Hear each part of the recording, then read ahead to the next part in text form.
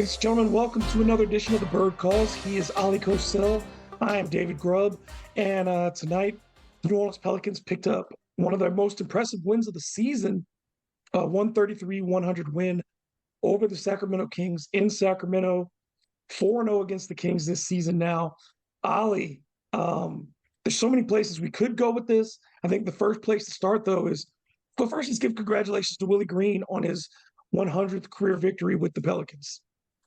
Absolutely. And if you think about the way it began, right, you were wondering when maybe win number 100 would come, right? The Pelicans 3-16 is in their inaugural season, got off to the roughest of starts. And since then, things have definitely, like I said, trended upwards. So, yeah, absolutely. Every young coach wants to start hitting milestones. That means you're keeping your job, right? You're probably doing something kind of right. And he's got the Pelicans playing their best ball of the season, no doubt, these last, 27 games now. Just really impressive tonight. Again, starts with the defensive end of the floor, holding the Kings, a team that have been averaging well over 123 points over the last 5 games, to 100 tonight. And that was with a 39-point fourth quarter. So the Pelicans set the tone. And in the third quarter in particular, 14 points in the third quarter, their second lowest that they've held anybody to of the season. It's just they've been able to lock in on teams, and it starts with the effort on a guy like De'Aaron Fox, shooting all-star most likely, and he had 3 points tonight. Yeah, 1 of 10 shooting. And look, Willie Green always preaches it. Fan base always wants to hear more about the offense, more 3-point shooting, you name it, whatever. But it always, with this team, when you look at his composition, it has to be the defense, right? If the coach sets that tone, if that's what he's asking, then of course the players have to follow suit. And they've done that, right? Especially since November 14th. I mean, we saw them last year, right? Placed in the top 10 in defense. But what they're doing now is even a step better, right? You've got not only Herb Dyson. I'm sorry, David, what? I was just saying, yeah, like, I don't even compare this year's defense to last year's defense. Because, last year was a top 10 year. It was a year in the where offensively the NBA was in this very weird place where the teams at the top were all at like 112, 114 in defense, which is unusually high for a D rating. This year, you're seeing the Pelicans lock teams, and you're seeing them put up 105s, consistently 100s on the D rating scale, and then holding teams regularly now to 105 points, 100 points. I mean, you've seen these stretches as of late. They are locked in defensively and on the glass. It's everywhere. And we're even seeing team shot blocking. They're still not a rim protecting team, but you're seeing guys get blocks off of drives and things like that. To me, just this year's defensive effort compared to last year, completely different, because everyone is playing defense, it seems like right now. Yeah, that's what I was going to get to, right? You know about the guys that play defense on this roster, right? Herb, Dice, Jose, several others. But it's the fact that I think Jonas Valanciunas looks quicker. You've got Brandon Ingram looking more locked in than he probably ever has on that end of the floor over the last month or close to it. Zion's coming up with big plays, which is something he showed a couple of weeks last season, right? So suddenly when everybody's playing defense, you're holding the Lakers, to 109 points. Brooklyn Nets, 85 points. Minnesota, number one team in the West, 106. And then you just mentioned tonight, Kings, 100. So that's where it starts with this team. And when you've got 10 players that can actually give effort, right? That's why you've got to tip your cap. Brandon Ingram had a nice block after, I forget who got by him. Was it Keegan Murray or somebody attempting a kind of a runner at the rim? Blocked that shot. CJ McCollum, I think he's probably been the most impressive and unexpected one, right? He gets his hands in the breadbaskets of all these players that are gathering, trying to go up for shots. So to me, it's a steal, but that's how he's picking up all these blocks. That's why he's, registering blocks for his career, which is a rarity, right? So when you've got everybody doing something and then you can flip a possession or two by not even allowing the opponent to get a shot up, well, suddenly you're giving yourself that many more chances of winning the game. And for the Pelicans, that's everything. You're getting out in transition more likely. Pelicans had 19 fast break points compared to just 2 or 4 against the Clippers last night. So you see the recipe, right, David? First, you stop the guys in front of you. You try and make life as miserable as you can, and this team's doing that. But then you keep them to one possession. And tonight, as Fish noted on Twitter, 51 to, what was it, 25 rebounding edge. Fantastic. So, yeah, David, I want to talk about threes too. Offense is fun, but really with this team, you've got to start with talking about defense. The 25 rebounds they allowed, the lowest of the season. And they've done that in 2 of their last 4 games because they held Minnesota to 28 rebounds. So, I mean, like, the Pelicans just defensively are owning the glass. And as we said, for them, that's so key. It allows them to run, and we're seeing the shots they're getting in transition. And we're seeing the passing, the secondary passing, which was the assist numbers were great tonight offensively because they were able to not allow their opponents to get set on the other end of the floor. And when you can do that, and the Kings are not a great defensive team anyway, but when you've No. got them constantly looking around in transition, they really couldn't do anything at the Pelicans. You saw many layups, you saw many paint touches, you saw even and double teaming Brandon. It, if I'm defending, quite frankly, I don't want to double team Brandon because I think it's easier to bait Brandon into doing things with the ball, maybe that he doesn't want to when he's by himself. But when you're making it easy for him, I think when you run people at him because of his height, because of his ability to see the floor, and because of guys like Trey and CJ who can spot up, and he knows he's looking for them right in that corner. CJ's going to be there. And you saw that tonight on multiple occasions that when BI was doubled, he knew exactly where he wanted to go with the basketball. And that level of trust wasn't always there early in the season, but we saw it at the end of last season with BI. And we're starting to see it again right now where he just knows where guys are going to be. And I think that the Kings made a huge mistake tonight, sending doubles at him all night. Well, real quickly on that, the Clippers did that last night, and they actually found some success doing it. But the difference, I think, one of the biggest differences Much different between team. both two teams, of course, is Paul their George, engagement on Kawhi Leonard. defense, Yeah. their ability to play defense, right? So when Brandon was getting doubled a couple nights ago, guess what? The Kings were rotating to where they were taking the 2 passing lanes that Brandon's going to look at first, right? Kings didn't do that at all. But that's not to take anything away from BI. Pelicans' best offense by far is when they play with pace and force. They did none of that, and the Clippers largely deserve credit 2 nights ago. But again, they came out with even greater emphasis on it. And Brandon Ingram, when he plays like that and leads by playing with pace and playing with that force, right? He's attacking the rim, David. He's not just settling for mid-range shots anymore. He's trying to get to the rim. Or he's really doing a good job of finding teammates, or he's trying to set somebody up, right? You see the way he reads pick and rolls. It's fantastic. I don't know how many times off a pick and roll he found an open 3-point shooter. He just knows where to look for those guys. So he's kind of becoming, I guess, this team's de facto point guard, right? We were wondering who it was going to be at the start of the year. And we've seen, like you mentioned, Brandon Ingram towards the end of last season showed that over the last 6 weeks. But to do it on a consistent basis, that's something he hasn't shown. And right now, maybe for the last month and a half, he's largely done that. And the Pelicans, they're 28-11 when BI gets 8 or more assists in the game. So it behooves, obviously, not only BI stat numbers, but of course the Pelicans in winning games. If somebody's trying to lead, right, lead the offense, because we know, David, they haven't really established anything in the half court, right, that they can rely upon. So they've got to build towards something. So I think BI getting more basically comfortable, I guess is the best way to put it, in that role is really fantastic because they're not going to bring in some point guard to suddenly lead these guys. The ball is going to be in his hands along with Z's and CJ's, but somebody, when things get tight, when you need a basket, has to be able to make a play. And I think for Brandon, these are just great reps, which I hope are building towards something like that down the road and hopefully the playoffs. I wanted to hit on this defensive number because I tweeted it, and I don't know if everyone saw it, but I wanted to talk about it on here because when we talk about the importance of defense under Willie Green, and he got his 100 wins. 73 of those 100 wins have come when they've held teams to 110 points or less. So they are 23-78 in all other games. They have 77 of his wins have come in those situations where they've held teams to 110 or less. So that's what they always wanted to do when they play that way. It's the best thing, I think. Again, the energy is there. It gets this team to a place they need energy. And sometimes it's difficult for the Pelicans to generate it themselves, like just by walking in the building. Their defense always creates that for them. When they are engaged, they find the offensive energy. And we saw that they came out tonight.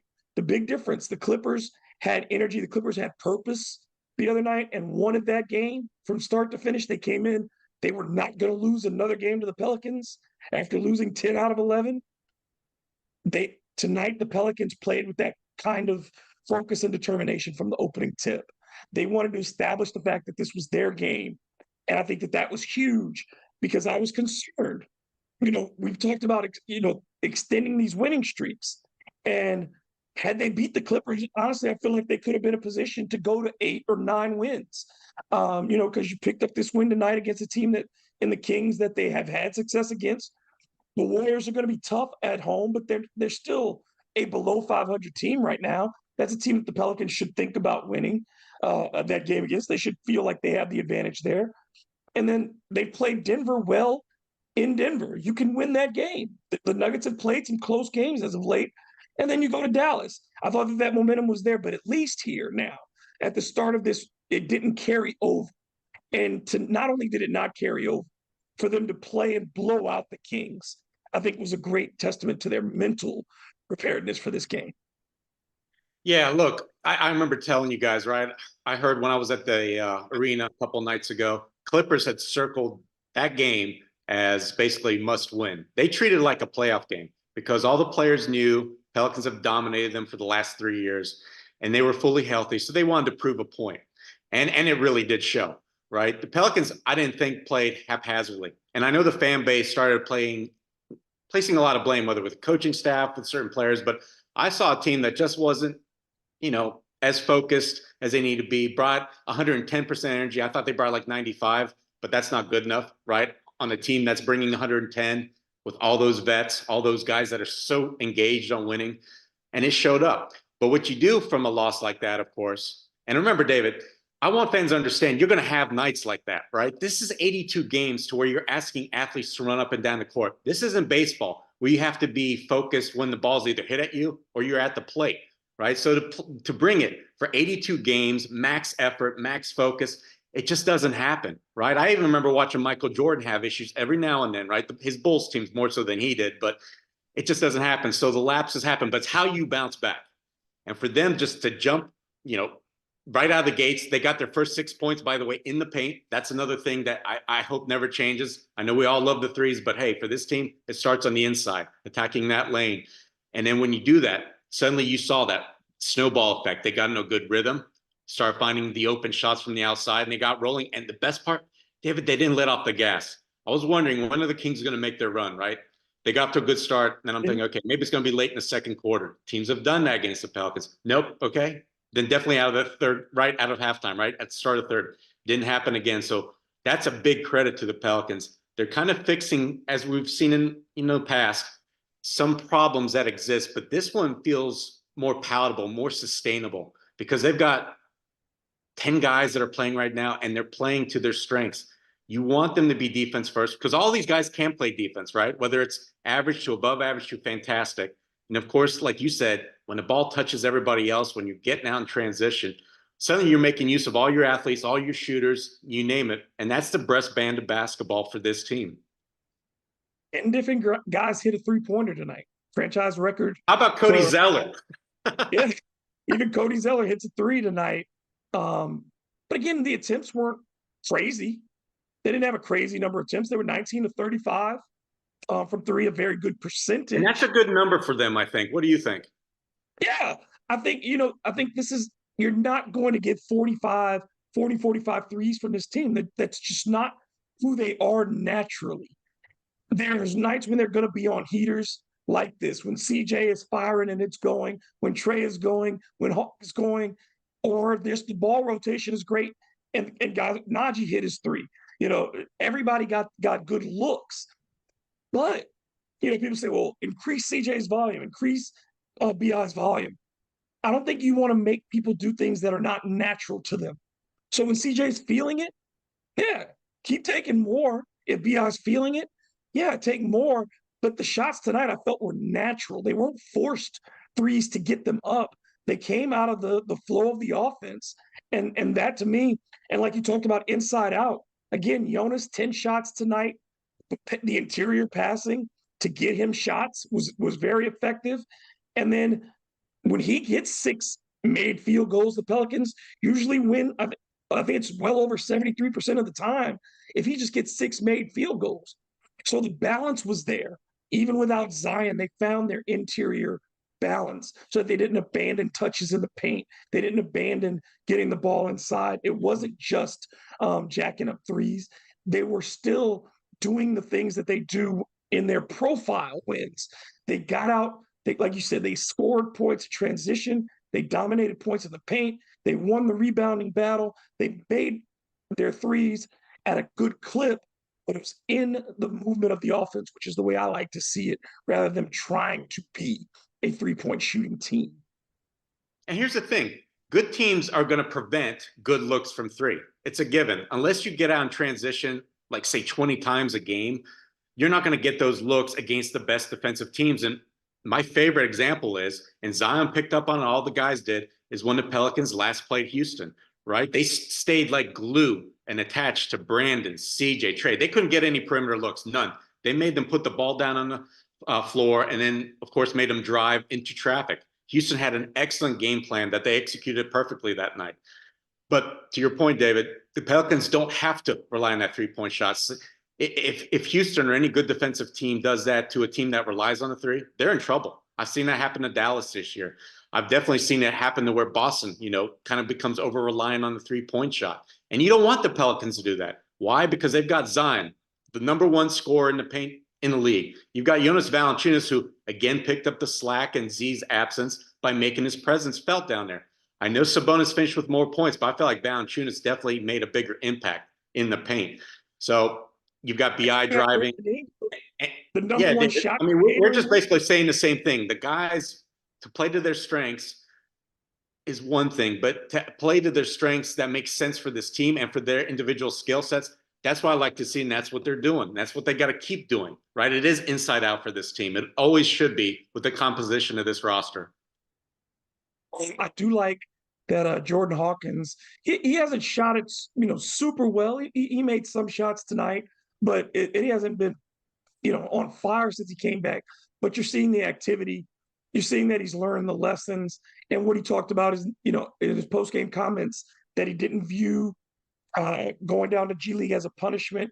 Is about getting better, and he's taken that approach. I think he's been very mature about the way the Pelicans have utilized him the entire season. When you have to understand as a rookie, your minutes are going to be a yo-yo at times, because there are players who that the coaching staff can count on and that are a little more dependable and understand things better. I think he's still, though, the aggressiveness is still there, and that doesn't change. And I think that's the most important thing to me when I look at him, is that he's never lost his confidence no matter what has happened, even if his shot is or isn't going down. Yeah, I hated the fact that the fan base made so much of a deal about him going to the G League. We knew it was going to be for a game or two. And of course, it was shortened because Trey got hurt. But the thing is, it's to keep the players sharp, to keep working on your skill set. Trey did it 3 years ago. This is a given, and especially now when the Pelicans are a good team, right? Rookies that aren't a top pick and they're on a good team, your minutes are going to be happening when pretty much somebody ahead of you, right, has an issue, can't play, isn't playing well, something along those lines. So his problem's been, there's a lot of good players who are now healthy, been healthy now for about a month. So for him to crack the rotation, it's just going to be a hard thing to do. But it's going to happen. He's going to have plenty more opportunities this season.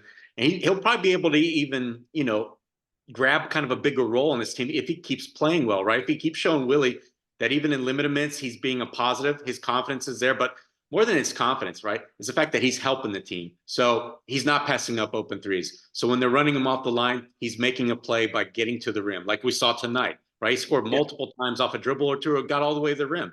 So when he's doing things like that, I'm not worried about Jordan, his playing time, or his future here. And yeah, the point can't be emphasized enough. It's about staying sharp and fresh. And he simply wasn't getting the playing time after what? I think it was about January 4th. He kind of got removed, right, from the rotation. So you have no issues for a warm-up game in the G League, not for a rookie. And people have to remember, again, there's so little practice time in the NBA. Yes. So even in the G League, you're getting more practice reps. He's getting first team practice reps and first team minutes. So, when those things happen, he'll probably have another stint at some point during the season if everybody's healthy. You don't want him actually rotting on the bench, I think, for the Pelicans and not getting his legs under him, not getting more of a chance to build up his strength, because those are the things that he has to do. And he's not going to get those opportunities really to bang in practice when this team right now is 11 deep. Yeah, David, one other point we should emphasize is that Jordan, he's very cerebral, right? He understands the game. So for a lot of rookies, it benefits them a lot by just sitting on the bench sometimes and watching the action. I think Jordan's already picked up on how the NBA works pretty quickly.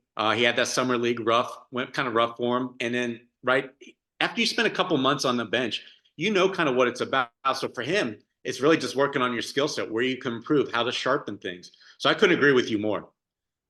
Yeah, I think I think as it goes forward too, the way this offense is designed, he has to become more of a passer too, and I think those are stints where he can be more of a combo. Whereas with the Pelicans, he's just going to shoot.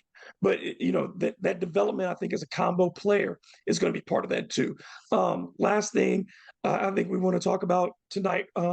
Again, the unsung hero that is Jonas Valanciunas, man.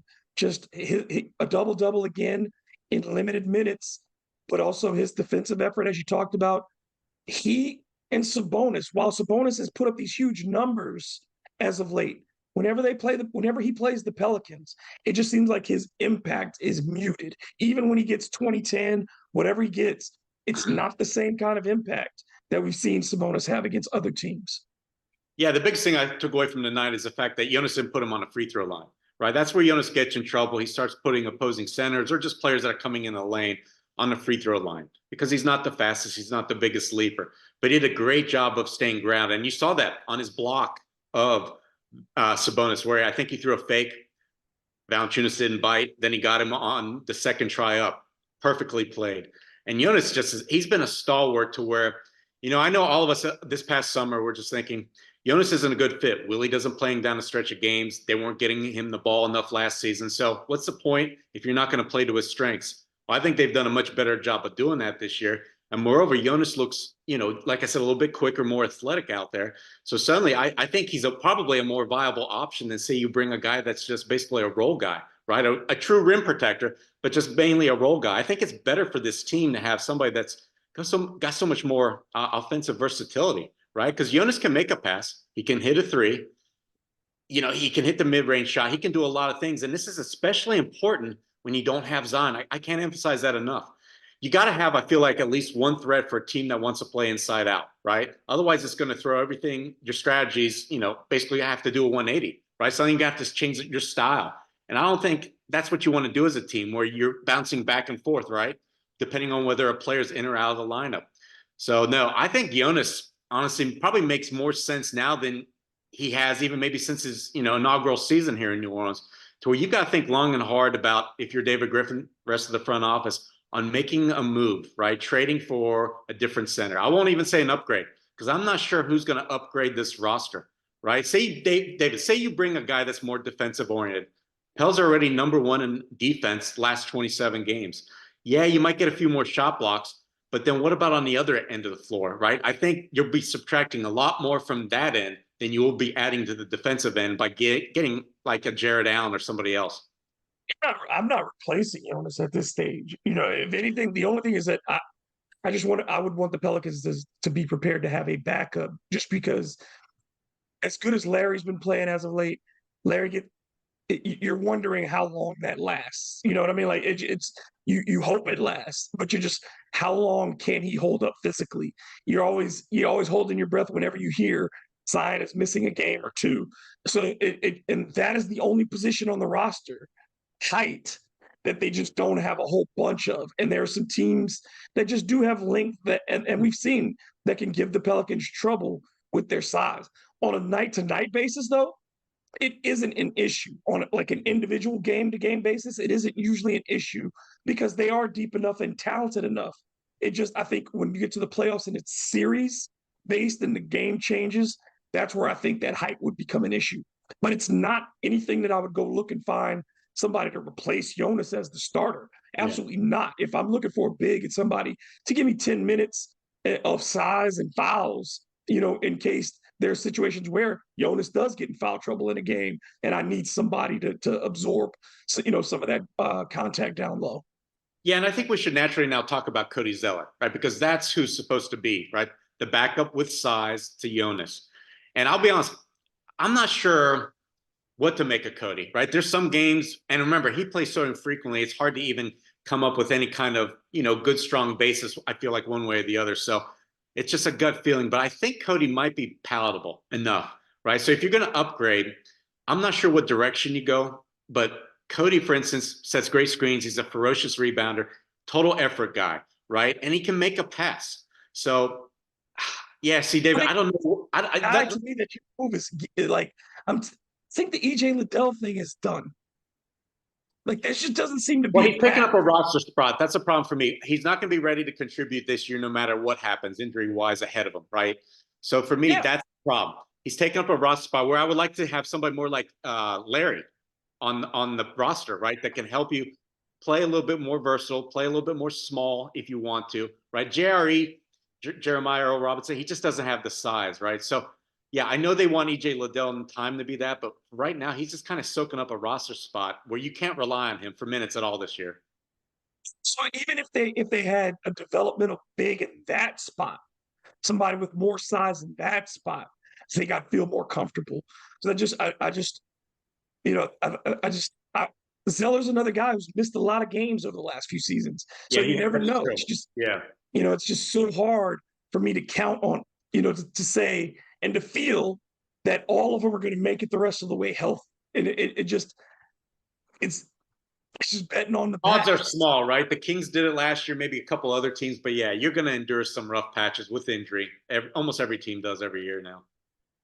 I will say this as we wrap, that's a great start to this road trip. That's a great start. I like that heading into Golden State. It doesn't look like Draymond Green will be available for that game, which is typically how the Pelicans' luck goes. Is that the first game back for somebody is usually against them, but it doesn't look like Draymond will be there. And we've seen some turmoil with that Warriors team. A lot of the way turmoil. I would say it's a lot, right?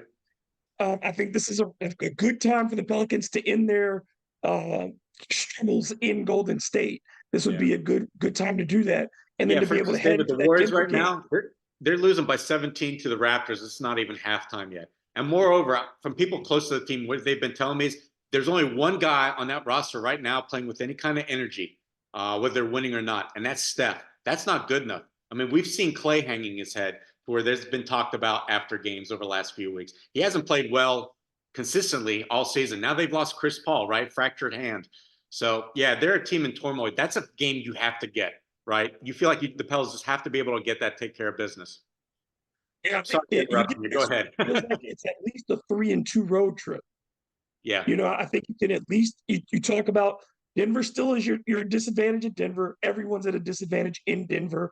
But then if you pull this one off, and then you think about, hey, if we can get a split, maybe even steal 2 in Dallas, that's a great road trip then.